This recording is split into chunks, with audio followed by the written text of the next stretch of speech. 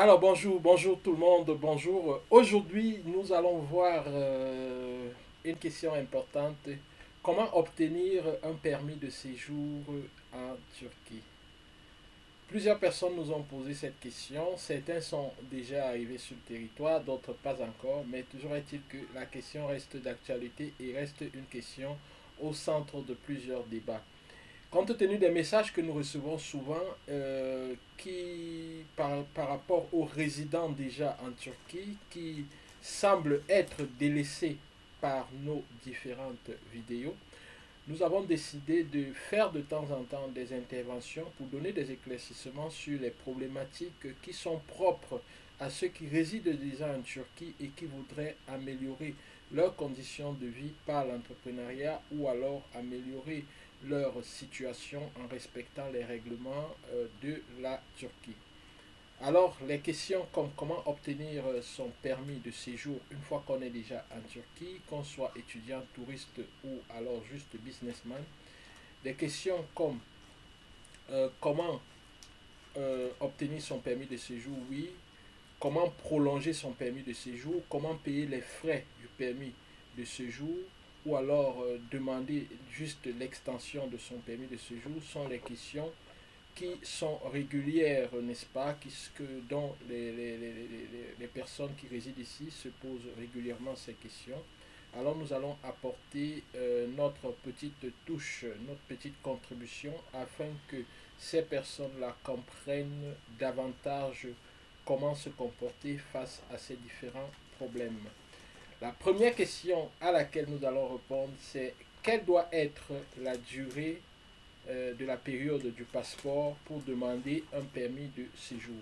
Supposons que vous avez demandé une résidence jusqu'au 20 février, n'est-ce pas? Il faudrait que votre passeport ait une validité de plus de 60 jours par rapport au 20 février. Ça veut dire qu'il faudrait que votre passeport ait une validité jusqu'à peut-être, disons, 20 février, 20 mars, 20 avril, que votre passeport puisse couvrir jusqu'au 20 avril pour qu'on vous accorde un permis de résidence jusqu'au 20 février. Oui, j'espère que vous avez très bien compris cette réponse-là. Maintenant, combien d'argent de combien d'argent ai-je besoin en banque pour obtenir un permis de séjour? Ça aussi, c'est une question importante qui se pose souvent. Les titres de séjour de courte durée étudiant, juste une déclaration. La déclaration de l'étranger suffit. Donc, vous faites juste une déclaration. On n'a pas besoin de dire vous avez combien en banque ou ceci, n'est-ce pas? Vous déposez juste ça et ça marche. Mais pour les permis de séjour, c'est-à-dire que vous demandez le séjour familial, n'est-ce pas? Le répondant, c'est-à-dire que celui qui vous accueille, n'est-ce pas? Par exemple, moi, lorsque je demande le permis de séjour pour mon épouse, pour mes enfants, n'est-ce pas? Il faut justifier d'un revenu d'au moins un tiers du salaire minimum par membre de famille. Et il faudrait que ce revenu, n'est-ce pas, le montant total de ce revenu ne doit pas être inférieur au salaire minimum. Donc, on prend un exemple. Si le salaire minimum est de 2000, peut-être 2500 télé, n'est-ce pas? Télé, c'est la lire turque, donc 2500 lire turques. Il faudrait déjà que votre salaire, vos revenus, n'est-ce pas, mensuels soient supérieurs à 2500 lire turques, n'est-ce pas? Et deuxièmement, il faudrait que le salaire, chaque membre de la famille ait au moins un tiers du salaire. euh, C'est-à-dire que lorsqu'on divise ça par 2500 par 3, il faudrait que ça corresponde, chaque membre de la famille ait euh, quelque chose de supérieur, c'est-à-dire que supérieur à ce montant-là. Donc voilà en quelque sorte, n'est-ce pas? Et pour le permis de séjour de longue durée, il faut juste disposer d'un revenu suffisant et régulier pour pouvoir demander ce permis de séjour de longue durée, n'est-ce pas? Maintenant, une autre question c'est, mon visa a expiré. Dans combien de jours puis-je demander un permis de séjour? Lorsque le visa expire, combien de jours vous pouvez demander un permis de séjour? Donc, supposons que vous êtes venu en Turquie pour ci ou ça, et votre visa a expiré. Vous avez 10 jours suivant l'expiration du visa pour demander le permis de séjour. C'est-à-dire que vous êtes coincé là et puis, bon, vous voulez prendre un permis de séjour pour prolonger votre séjour. Question de régler les choses que vous êtes venu régler, vous n'avez pas terminé. Pas de panique, vous avez 10 jours après l'expiration de votre visa, vous demandez votre permis de séjour. Mais attention, si vous avez un visa même de 3 mois ou de 5 mois ou de 6 mois, n'est-ce pas? Lorsque vous arrivez en tant qu'étudiant, vous avez un mois pour demander votre permis de séjour. Vous avez un mois. Ne vous fiez pas à ce qui est écrit sur le visa. Vous avez un mois. Dans les 30 jours qui suivent, vous devez déjà prendre rendez-vous et demander votre permis de séjour. Sinon, vous pouvez avoir des problèmes. Voilà. À moins qu'on ne fasse une mesure particulière pour vous, vous pouvez avoir des problèmes. Quand est-ce qu'une demande, une autre question c'est quand est-ce qu'une demande de prolongation du permis de séjour actuel doit être déposée? Donc, lorsque vous avez un permis de séjour là, maintenant, et que vous voulez demander une extension de ce permis de séjour, attention, vous pouvez déjà le faire 60 jours avant l'expiration du permis de séjour actuel. C'est mieux de faire ça le plus tôt possible. Parce que si vous faites 60 jours avant l'expiration, n'est-ce pas, peut-être avant même l'expiration, vous aurez déjà une réponse et vous aurez un permis de séjour le plus tôt possible. Donc vous avez 60 jours et donc pendant ces 60 jours-là, vous pouvez le faire. Vous pouvez faire même la veille de l'expiration, mais à partir de 60 jours avant l'expiration, vous pouvez déjà demander votre permis de séjour. Maintenant, j'ai changé d'adresse. Qu'est-ce que je dois faire? Lorsque vous changez d'adresse, vous devez signaler votre nouvelle adresse, n'est-ce pas, à l'immigration, n'est-ce pas, à la direction de l'immigration. Vous devez signaler votre nouvelle adresse. Vous avez pratiquement un mois, 20 jours en fait, 20 jours ouvrables pour le faire. Donc ça donne environ un mois parce qu'il y a les week-ends. Donc vous devez signaler votre nouvelle adresse et comme ça dans le système on va mettre votre nouvelle adresse et puis ça sera OK. Maintenant, est-il possible pour les étrangers qui ont demandé un permis de séjour mais qui n'ont pas reçu de carte de permis de séjour de voyager, de se rendre à l'étranger? C'est-à-dire que votre permis de séjour est en cours et vous voulez néanmoins faire un voyage pour l'étranger. Donc vous voulez vous rendre à Dubaï, vous voulez vous rendre dans votre pays et tout. Donc est-ce que c'est possible? Oui, c'est possible. Vous pouvez prendre une autorisation à l'immigration, mais seulement on ne va pas vous accorder plus de 15 jours. Ceci veut dire quoi? Ceci veut dire que si vous faites un séjour à l'étranger de plus de 15 jours, il va falloir que vous demandiez le visa pour revenir. Donc ça c'est très important. Donc si ce séjour est de moins de 15 jours, vous pouvez partir avec ce papier-là qu'on va vous donner et revenir sans problème. Et vous pouvez le faire plusieurs fois sans problème, n'est-ce pas? Maintenant, une autre question c'est vous avez un visa, n'est-ce pas, qui se termine avant votre date de rendez-vous. Est-ce que cela va vous poser problème, n'est-ce pas? C'est-à-dire que, supposons que votre visa va jusqu'au 30, disons 30 mars, et vous demandez un rendez-vous, et votre rendez-vous c'est le 15 avril, n'est-ce pas? Donc maintenant, est-ce que ça sera un problème, n'est-ce pas? Donc, vous n'avez pas à vous inquiéter.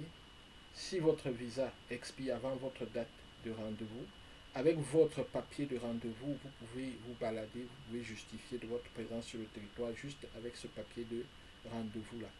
Maintenant, une autre question très importante que les gens se posent souvent, c'est j'ai violé un visa, un permis de séjour, où est-ce que je vais payer les pénalités? Voilà. Donc là, vous êtes dans les ovastés, comme on dit souvent. Vous êtes resté plus, n'est-ce pas, resté.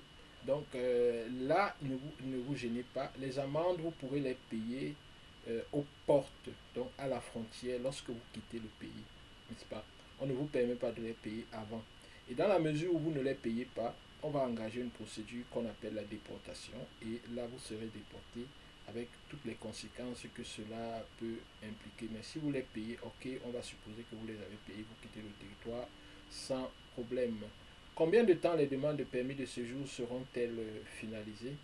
En principe, les demandes de permis de séjour sont finalisées dans les 90 jours, n'est-ce pas, au plus tard, après le traitement de la demande, n'est-ce pas, dans les 90 jours au plus tard. Bon, maintenant, Maintenant, les 90 jours prennent effet quand vous avez posté votre truc à la poste. Vous avez envoyé ça par la poste peut-être le 10, je sais pas, peut-être le 10 février. N'est-ce pas? Vous allez compter 90 jours à partir du 10 février. Mais maintenant, lorsqu'ils ont enregistré le dossier, parfois ils ne vous écrivent pas. Eux, ils vont compter les 90 jours à partir du moment où ils ont enregistré le dossier. Or, généralement, parfois vous ne savez pas à quel moment ils ont enregistré le dossier parce que vous n'avez pas reçu de message. Donc, c'est un peu complexe à évaluer. Mais toujours est-il que c'est 90 jours. On dit qui obtient un permis de séjour de courte durée? Ça, c'est une autre question, n'est-ce pas? Les étrangers venant pour des recherches scientifiques, possédant des biens immobiliers en Turquie, les étrangers qui vont établir une relation commerciale avec les entreprises turques, avec la Turquie, n'est-ce pas? Les étrangers qui participent à des programmes de formation continue, n'est-ce pas? En Turquie, n'est-ce pas? Comme par exemple les programmes que nous allons lancer ou par exemple les centres de formation turcs qui nous accordent leur partenariat. C'est déjà en cours. C'est juste le Covid qui bloque, n'est-ce pas? Il y a certains Africains qui pourront venir ici pour un mois, 2 mois, juste pour un programme spécifique et ils pourront rentrer exercer dans ces programmes-là en partenariat avec ENG Consulting et nos partenaires de la Turquie.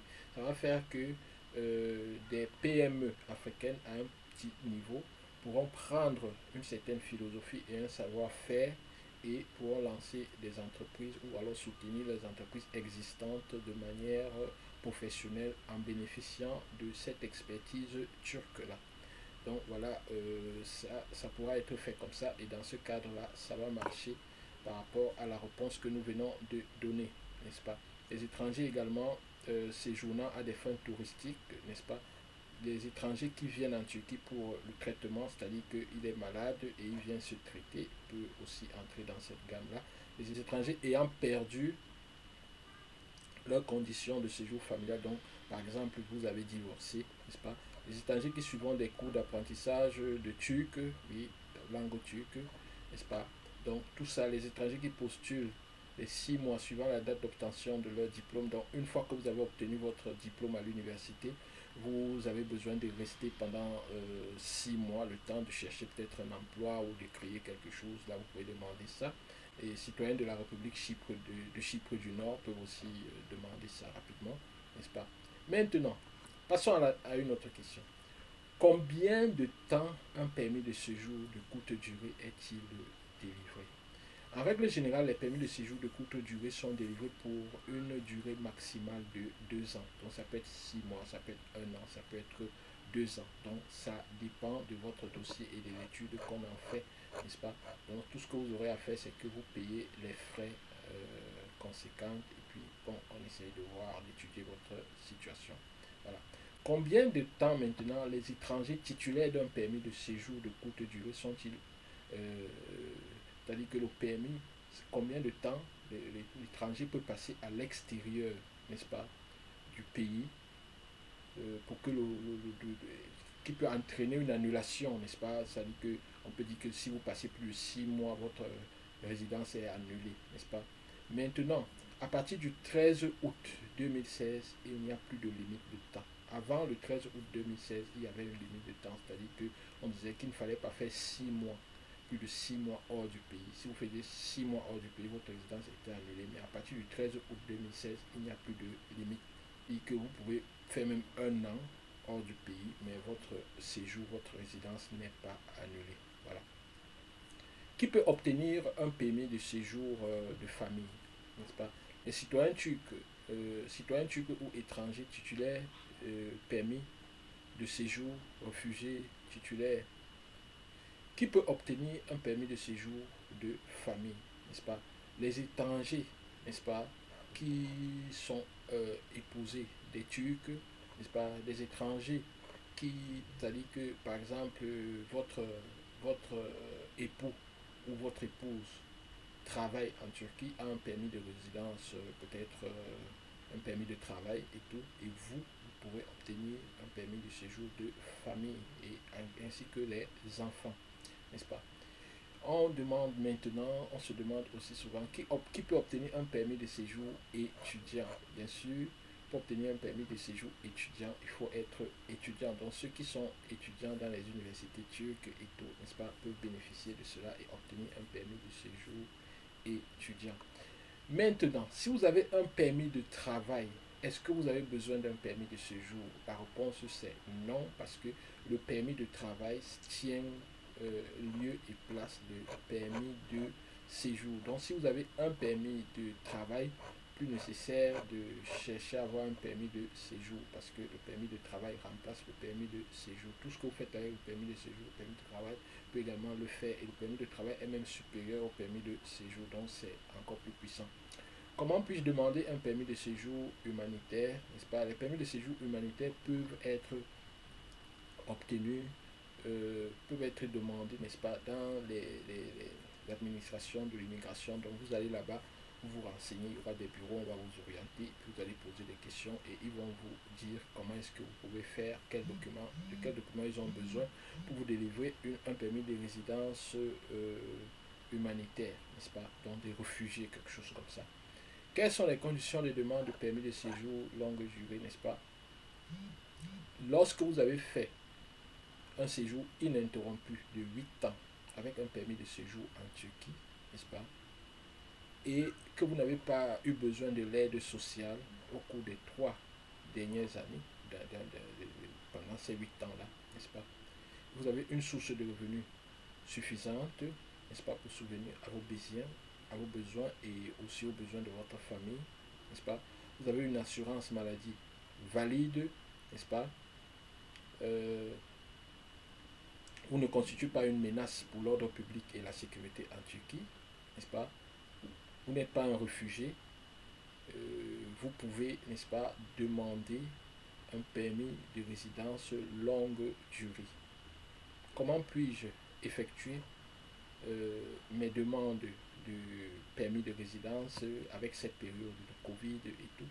Pour le cas d'Istanbul, il y a une adresse, n'est-ce pas? Il y a un site web. Vous allez sur le site web, c'est intuitif.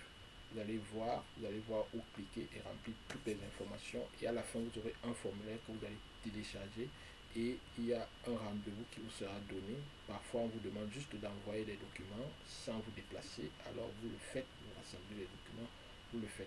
Attention, parfois, les différents documents que vous devez envoyer, c'est complexe. Donc, parfois, il peut être nécessaire au moins de demander des renseignements à un consultant en immigration qui va vous orienter et vous dire comment classer vos documents et les envoyer, n'est-ce pas? Vous pouvez aussi bénéficier de nos services gratuits en nous contactant, n'est-ce pas?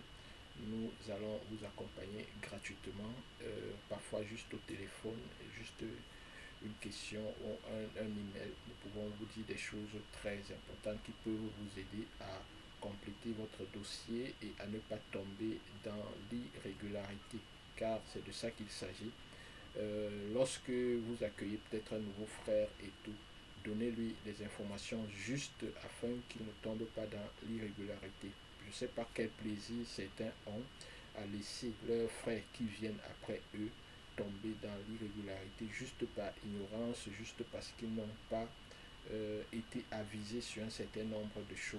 Donnez l'information. Même si vous êtes tombé dans l'irrégularité, ne laissez pas les autres tomber dans l'irrégularité. Parce que si eux, tous leurs dossiers sont OK, on ne sait jamais, ils pourraient peut-être vous aider, vous sortir d'une situation un jour. Toujours est-il que si vous les laissez tomber dans l'irrégularité, ça les pénalise, mais sachez que ça vous pénalise également parce que vous avez perdu l'occasion d'avoir un frère qui a tous ses papiers, qui a tout OK et qui peut peut-être vous aider dans une situation où il faudrait peut-être prendre de l'argent dans une banque ou faire ci ou faire ça, des procédures. Merci si vous avez suivi la vidéo, j'espère qu'elle vous a apporté quelque chose de nouveau par rapport à votre situation en Turquie, pays des opportunités, pays de réussite, pays de succès, et je vous souhaite d'être scotché, d'être positif et de réussir dans toutes vos activités. Bye bye, à très bientôt.